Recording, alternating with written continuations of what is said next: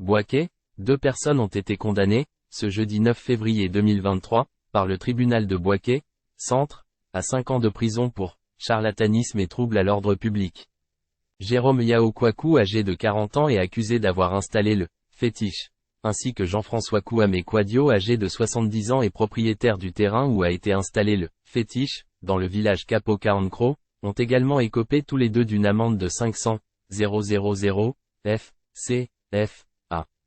Ces 2 personnes reconnues d'avoir été à l'origine du fétiche qui a tué début décembre 2022 au moins 16 personnes à Capo Caoncro, un village à 7 km de Bouaké, 349 km au centre-nord, disposent de 3 semaines pour faire appel de cette décision.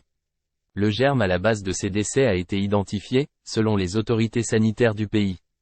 Il s'agit d'une bactérie, le Clostridium, issu d'un fétiche, nouvellement établi dans la localité, avec la consommation de poulet de sacrifice mélangé d'un bouillon composé de sang, d'eau et de terre qui est mis en cause par les services sanitaires.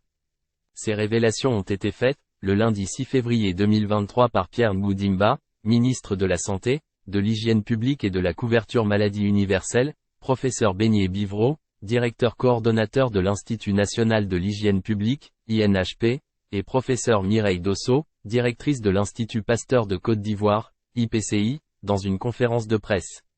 C'est à l'issue d'une analyse à l'INHP que le mal qui a emporté ces 16 personnes dont 13 adolescents a été identifié, a indiqué le ministre Pierre Dimba. Pour le professeur Beignet Bivreau, les prélèvements d'échantillons sur le terrain ont permis de découvrir un germe dans un endroit où était logé un fétiche installé dans le village de Capo Caoncro, déclarant que 47% des victimes et 42% des décès liés à cette maladie seraient identifiés dans les environs du dit fétiche.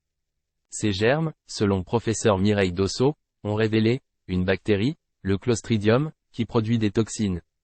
Pour elle, cette bactérie est à la base des infections qui ont causé plusieurs décès à Capo Caoncro. En rassurant que la situation est sous contrôle, le ministre Pierre Dimba a annoncé qu'un système de prise en charge avancé a été installé dans le dit village, dès les premiers jours de la maladie, un dispositif comprenant des infectiologues, des épidémiologistes, ce qui a permis de canaliser cette maladie et réduire considérablement le nombre de décès.